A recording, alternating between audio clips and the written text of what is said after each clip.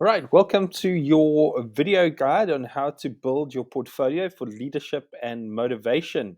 So, we're going to go step by step through the leadership section, and then we'll go step by step through the motivation section. So, what you'll see is on each slide, there is either red, yellow, or blue. Now, that refers to the books that you have with you. So, blue is obviously your reference guide, yellow is your portfolio of evidence, and red is your exercise books where all the exercises are. So if you see red, yellow, or blue on the actual slide itself, then you obviously know which book to refer back to. There's going to be some time where you are going to have to do the exercises, or you're going to have to read, or you're going to have to fill in your own answers. So at that stage, it's probably a good idea just to pause. So once I say, please go and do this, or go and finish that exercise, or read through this section, then just pause the video, go and do that specific thing, and then come back to the video and then move on. So hopefully this will help you to be able to do what you need to do in order to complete the portfolio. So let's get started. All right, so here we go. This is the front page of your yellow book. This is your portfolio of evidence. And so this is very much for compliance, to make sure that everything is filled in that has to be filled in.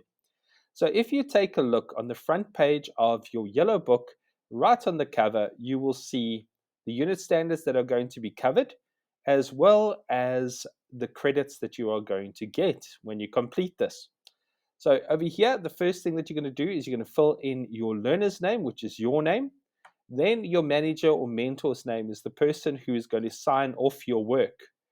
Then you participated on training. So if you spent a couple of days with us in training, then use those dates.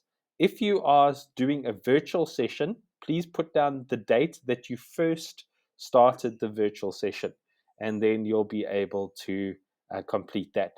Then your assessment guide. So the next time that we meet in person, please check your calendar and use that date as the date of submission of assessment. Then what you're going to do is you're going to go to page number 3. So let me just take you to page number 3. So that is your project pack. That's not going to help me very much. This is your portfolio of evidence. So this is your front page, okay? Then your third page is something called your learner declaration. So if you take a look at that, page number 3, again, please put in your name. Okay, you are the learner, so put in your name. Then someone who is going to witness that you are prepared to be assessed. So anyone who either works with you or is with you, please could they put in their witness name, so their name is witness, and then date the day that they sign. Then at the bottom, please make sure that your witness signs and that you as the learner also sign that you are prepared to start the assessment. So that is for compliance. Now we can go into the work. All right, so the first thing that you are going to do is you're going to go to your red book. And in the first section of your red book is something called a team assessment. So let me go to the team assessment. So you will see that it is behind section number 1. All right, so the first page on section number 1 says team assessment. On the back of that page, there will be something called a calculation sheet. So what you're going to do with the calculation sheet is you're going to fill in some subjects that we are going to cover over this module. So let me take you to the PowerPoint, and that will tell you the subjects. Okay, so the subjects are definition of leadership, what makes a good leader, styles of leadership, leadership roles, leadership versus management, indicators of motivation, self-motivation, theories of motivation, and finally a section on feedback. All right, so you're going to write down those 9 different subjects on that specific section. So if you go back to there, the calculation sheet, you're going to take those 9 different subjects, you're going to fill those in. Then on the right-hand side, you're going to give yourself a mark out of 10. So let's say the first one is definition of leadership. Now, if you understand what leadership is and you have a very good definition of it, obviously you're going to score yourself high. If this is the first time that you've encountered the idea of leadership, well, then maybe you're not so sure, you're going to mark yourself low. But for each of those different subjects, you are going to give yourself a mark out of 10. At the bottom of that calculation sheet, then, you are going to add up. So over here, you're going to create a total. So let's say it was 7 plus 6 plus 5 plus 9. You're going to add them all up and you're going to make a total. Then you divide that total by the number of subjects, which is 9. So let's say you get 50 divided by 9, and then you times it by 10, and you're going to get yourself a percentage. That percentage is going to be your benchmark. And that's a benchmark that is at the start of the process. Hopefully, by the end of the process, you're going to be a lot stronger at those different sections, at those different subjects, and you'll understand it a lot better. But it's a starting point. So, what is that starting point? So, I want you to please start by writing down those 9 subjects. All right. And then you are going to give yourself a mark. Then you're going to give yourself a benchmark. So, that is your first exercise. Please pause now and complete the exercise. All right, welcome back. Now we're going to continue a little bit further.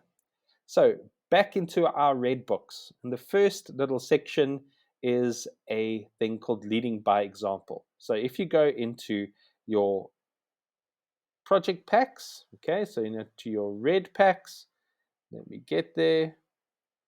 All right. Okay, that's not it. Let's get to the red one. There we go. Okay, so it's behind section number 2, and the name of the project is Leading by Example. Okay, so the first thing that you're going to do is you're going to read in your blue books something called Leadership, Definitions and Techniques. Okay, so either you can do it now or you can do it a little bit later, but it's a good starting point. Then what you're going to do is you're going to choose one definition of leadership which resonates with you. So from section number 1, in your blue box, you're going to see a lot of definitions of leadership. Now, what definition makes sense to you? And so underline that, highlight that, and you can always go back to that because you're going to need it for your portfolio of evidence. So decide on a definition of leadership that makes sense to you. Then what I want you to do is to put together a list of qualities of a good leader. So what do good leaders look like? What are the good leaders that have been in your life and what have they done? So maybe they're honest, maybe they communicate well, maybe they've motivated you, they've inspired, they are they act with integrity, they plan well, they're organized, they know how to manage their time. So write a list of qualities that a good leader in your life has been able to show you. And so that's going to be an important part of this exercise. So just make a list of the qualities, characteristics, abilities, and skills of a leader that you have known and that you look up to. All right.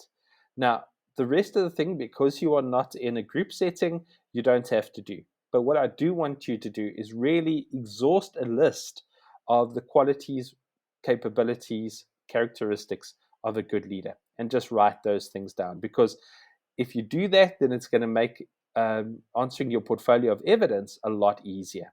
Okay, so now if you can pause right here and you can do step number 1, which is to read your leadership definitions and techniques, then choose one definition of leadership that speaks to you, and then to write down a list as long as you can of characteristics and qualities of a good leader that you have known.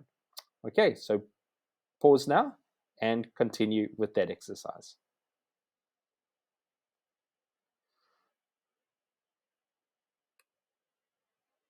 Okay, now you can unpause. So what you'll see here is this is just a list of things that hopefully you've just done. So section number 1 and number 2 in your blue books is leadership terms and leadership definitions. So make sure that you've read that. Then write a leadership definition that makes sense to you and your group. Now, if you're not working in group, obviously that it needs to make sense to you. Then write down 10 qualities of a good leader. So hopefully in your list, you've already done that. Now, once you've done that, you can actually go to your portfolio of evidence. And your portfolio of evidence is your yellow book. And so we're going to start over there. So what does it say in our portfolio of evidence that we are going to need to fill in? So it says knowledge question number 1 and number 3. So here we are in our books. It's number 23, page 23. That's where your knowledge questions start. So it says here, knowledge questionnaire. They're normally a different color to the rest of the pages, but it starts with explain the concept of leadership. So remember that definition that you really liked and that you wrote it down or underlined it or highlighted it? Well, now go back to your book, go to question number 1 and write it down. So whatever you think a leadership definition should look like or what makes sense to you, please put that in there. So for me, it was something like guiding a group of people towards a common goal and inspiring them to take that journey. Something like that. But obviously, there's quite a few definitions in your book, and you can refer to any one of those. Then what you're going to do is you're going to go to question number 3. Now, remember, you did a list of qualities and characteristics of good leaders. So now you're going to write them down. So it says write at least 5 characteristics or 5 qualities of a good leader. So for question number 3, you're going to write down 5 of those that you have already put down on your list. So I'm going to give you some time. Please pause now and then complete question number 1 and question number 3, which is on page 23 of your yellow books or your portfolio of evidence.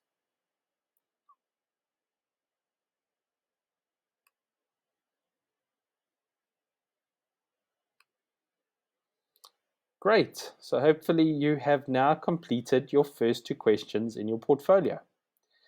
Now the next thing that you are going to do is you're going to go back to your red book. And your red book, remember, are your exercises.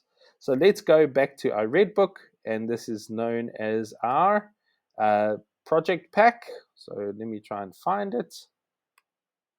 There we go. All right, now we're going to do the second part of the first exercise. So I think it's behind section number 1, and it's called Leading by Example Part 2. So the first thing that you're going to do, and I think you've done it already, you're going to read Leadership and Management. And so it says, and Leaders Role Part 1 and Part 2. So they're all in your blue book. So go and take a look. Leadership and Management and Leadership Roles. They will be in your blue book. Go and look for those different sections. Read through it. That gives you a better understanding of what we're about to go through.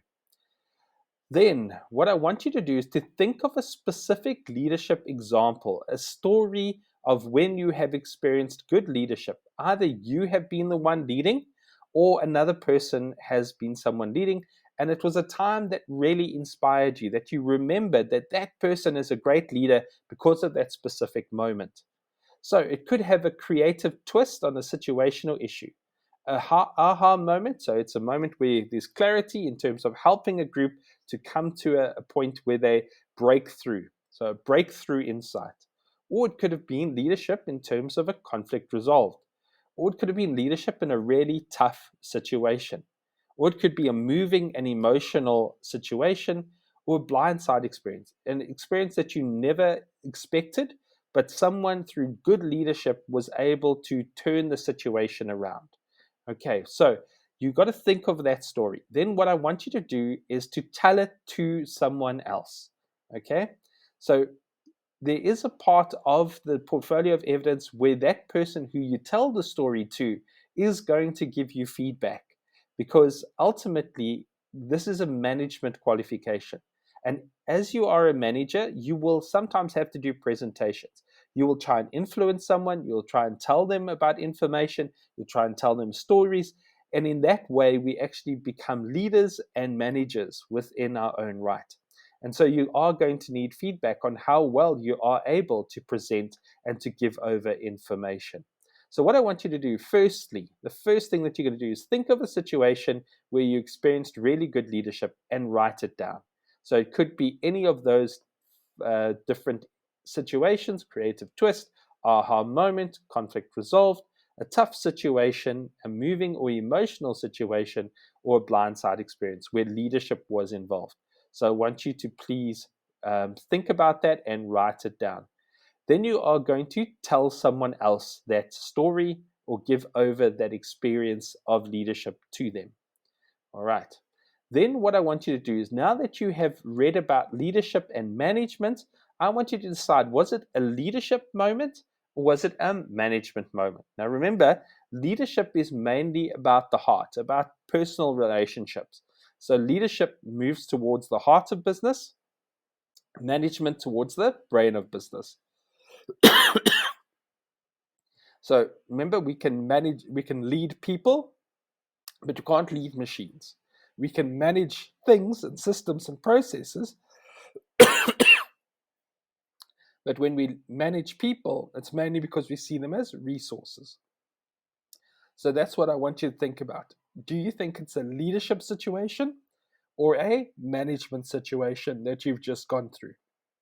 And so try and work out in your own head if it was a leadership situation or a management situation. Now, once you've done that, so you've written down the story, you've said it to someone else, and now you've decided, was it leadership or was it management in that situation? Then we can go to the next PowerPoint slide. So you've decided it was more of a leadership or more of a management one. Now, when you told someone that story or you gave that experience over through a presentation, I want them to fill in page 21 for you. So let's go to our portfolio. Now we're going back in our portfolio. It should be a blue page and it will look like this: presentation feedback form. So you've done this presentation based on a leadership or management experience that you've had. Then someone else who listened to you, they will mark you. So the learner has an introduction. Did you have an introduction? Yes or no? You stuck within the time limit. So the time limit is 5 minutes. Did you stick within that time limit? Yes or no? The learner understands what they want to say. Yes or no? The learner talks clearly. The learner establishes eye contact with the audience. The learner projects enthusiasm and sincerity during their presentation. Their body language is positive and reinforces their verbal message. They avoid speaking in a monotone, so they're not a boring pitch, but they change the volume, change the pitch. And they use hand gestures to enhance the presentation. They involved the audience during the presentation and effectively summarized their story. So if you did all of those, then your partner's just going to go yes all the way through. Also, if they'd like to make any comments about how you could do things better or what they found interesting, they can put it under other comments. Then right at the bottom, you would put in the date that you did this little presentation, the learner name, that is your name, and then the person who listened to it, they're going to put in their name and they're going to sign as witness to you having done a presentation. So that's on page number 21 of your yellow books, which is your portfolio of evidence. So once you've given that story over, then you are going to ask your teammate to please fill in the presentation feedback form. Okay, so now please make sure that you do that. So I'm going to allow you time to write down that story, to be able to present it, and for them to fill in page 21 in your yellow book. All right, so pause now and you can start that exercise. Now that we have done the section on leadership and management and you have been able to give over your story, now you should be fully equipped to be able to do page 4 to 6 in your portfolio of evidence. So if you go to your yellow books, we will take a look where your portfolio of evidence is asking for the answers to question 4 to question 6. So let's go. You've done question number 1. You've done question number 3. Now we're going to list from 4 to page 6. Okay, so what is the role of a leader? Now, what actual actions does a leader do? So we've looked at the quality. So what do they have internally? Now we're going to look at the roles that a leader plays within an organization. So what does a leader do? So in the role of the leader, you've just read through the blue book, and that will tell you a whole bunch of things.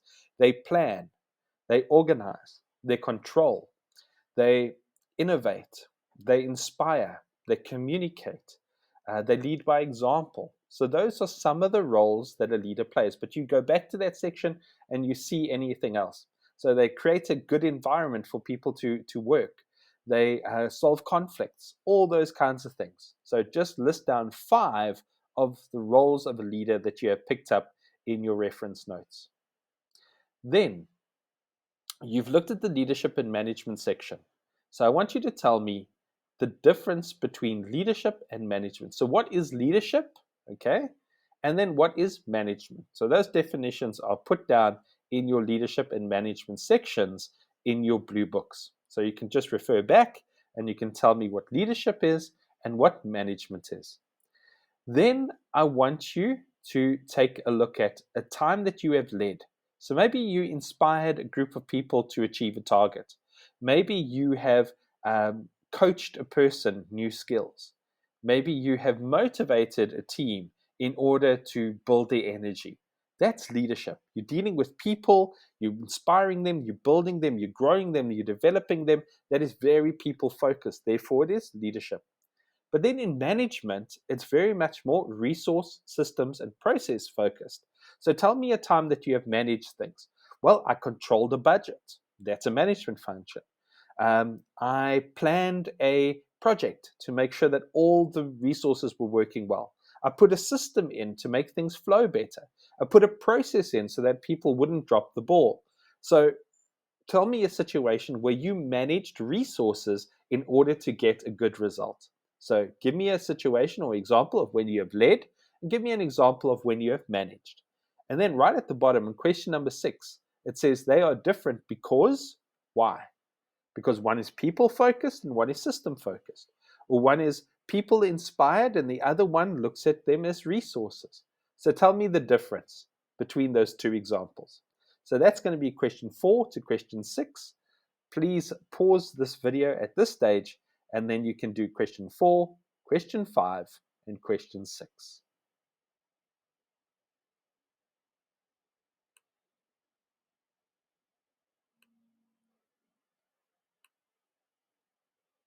All right. So you've now just finished knowledge question 4 to knowledge question 6.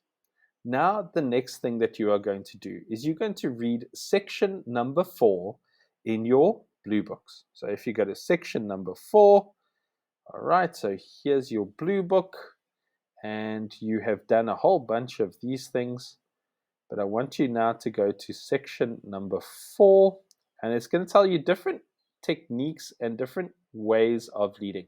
Okay. So question number 4 gives you different leadership definitions. Now, hopefully you've already taken a look at those.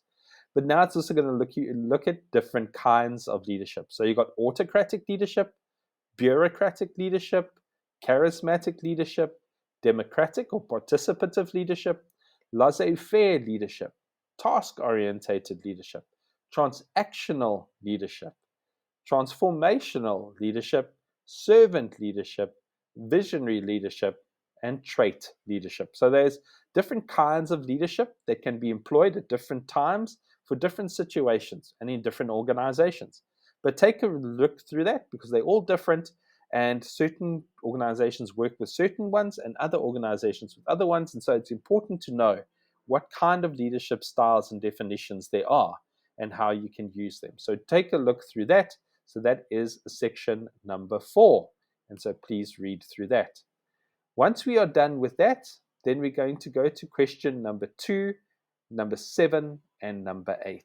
All right, so please read through that section number 4, and then you're going to attempt question number 2, number 7, and number 8. So first start with the reading. So pause now and read that section.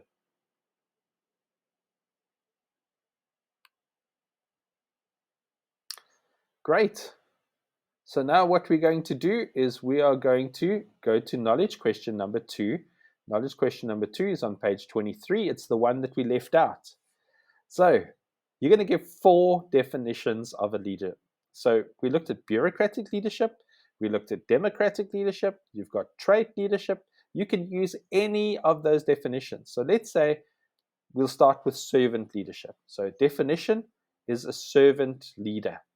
Now, who was a great servant leader? Well, Mahatma Gandhi was a leader who decided to serve his people. He didn't fight the British with violent means. He decided, no, in order to win them over, I'm going to serve them. And he made sure that there was always an environment, always an atmosphere of people being served, loved, and protected. So Mahatma Gandhi is someone who's great in a servant leadership role. Also, if you are of faith and you know of Jesus, Jesus was also a servant leader.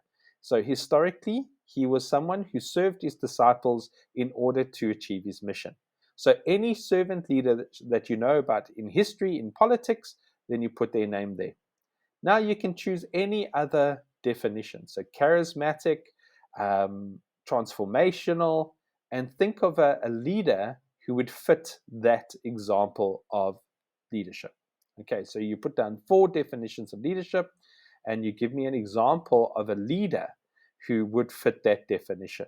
So, for instance, if you have bureaucratic leadership, it's probably going to be someone who's a bank manager or a military general because they're very bureaucratic in the way that they lead.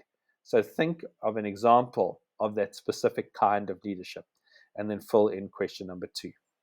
So, once you've done question number 2, then you're going to go to page number 25. Okay, so number 25. Hopefully I can get it the right way around. There we go. So you're going to tell me about visionary leadership. So you've looked at the definition and you're going to put down a summary of what visionary leadership is, summary of what servant leadership is, a summary of what trait leadership is. Then obviously it's also going to be the next one, summary of what transformational leadership is, and then you can choose any other. So maybe you've decided democratic leadership or autocratic leadership. So you're going to put them there. Then you're going to tell me how you apply it. So a visionary leader is someone who always has a vision about the future and allows people to make decisions on how to make sure that that vision actually becomes a reality. That's what visionary leadership looks at. Now, how is it applied? Well, you create a vision. Then you empower people to be able to live out that decision and you give them the authority to be able to make those decisions. That's how it is applied. So you've made a summary. Now you tell me how you would apply it in an actual practical situation, how you would go down and you would actually make it work within your organization or within your company.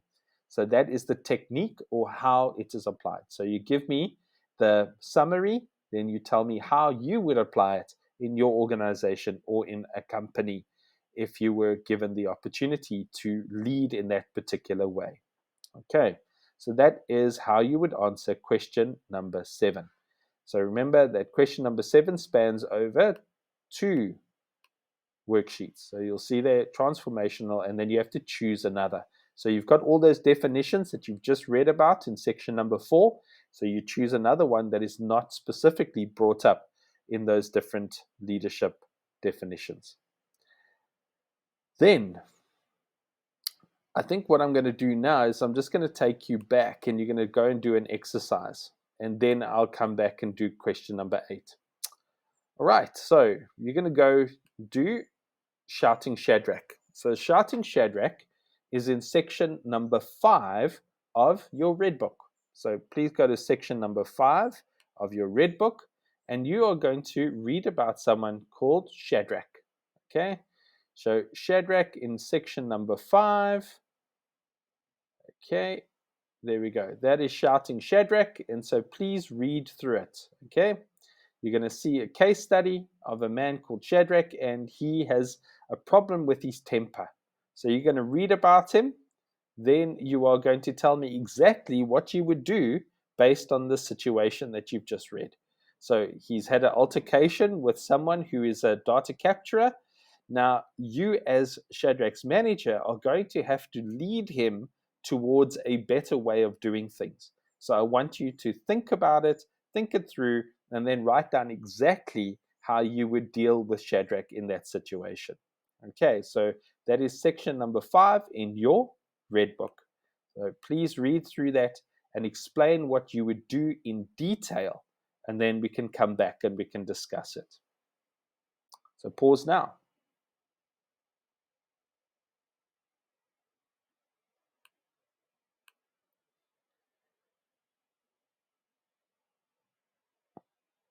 Okay, now shouting Shadrach is an interesting case study. And the problem comes in that many times we become autocratic. So we tell Shadrach that he is wrong, that we're going to discipline him, that that is unacceptable, that how dare we shout at someone. We've now just created a whole big problem and we've made someone shameful. But the problem is that if we do it autocratically, we actually start to devalue him. So there are different ways that we could have approached him. So if he is highly competent, if he is highly trustworthy, if he is motivated, we can choose a different way of how to manage Shadrach. So Shadrach could be managed autocratically, but that's probably not going to build him up. So what we can do is we can use a democratic method. Now, a democratic method means that we ask him to come up with the way that he should have dealt with it. How do you think you should have dealt with it, Shadrach? What would your data capturer have felt like? Is there a better way to have done it? Do you need extra resources? Can I help you to deal with your temper? Now, if we start to deal with it that way, we start to say Shadrach needs to come up with the answers, not you. So autocratic says that I know the answers and therefore I'm going to have to teach you. Whereas democratic says I'm sure that you can work out the answers and therefore we're going to allow you the opportunity to come up with the solutions. So that is a democratic way of dealing with him. There's also a laissez-faire way of dealing with people. So what we say is, listen, we're not going to manage you. You have the skills, you have the abilities, you have the know-how. And so I'm going to allow you to manage in the way that you think is right. But if I see that you're not getting the right results, then I might have to step in and coach you and give you skills. So that is a laissez-faire way of doing it. Then there's also results orientated, which is a lot more push.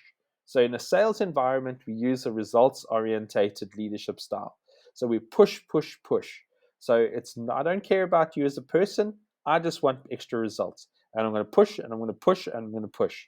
Now, we can't do that for a long term because what it's going to do is they're going to start to burn people out.